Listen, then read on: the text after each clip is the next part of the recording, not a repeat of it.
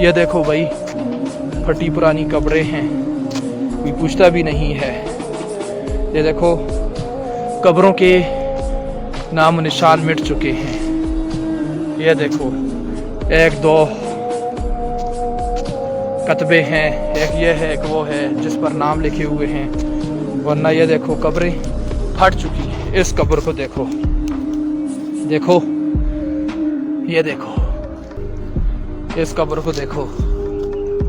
یہ بھی کبھی انسان تھے، چلا کرتے تھے دنیا میں، ان کے بھی مکانات تھے، گھر بار تھے، منصوبے تھے. یہ دیکھو یہ ہمارے جرید میں ہی رہا کرتے تھے، لیکن اب یہ دنیا سے جا چکے ہیں اور پھر واپس نہیں لوٹے.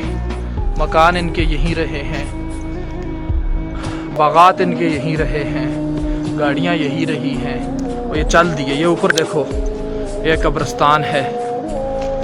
بھائیو موت آنی ہے.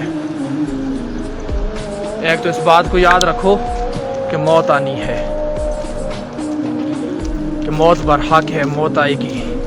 لمیٹڈ ٹائم ہے، ایک متعین وقت ہے میرے پاس، ایک محدود وقت ہے.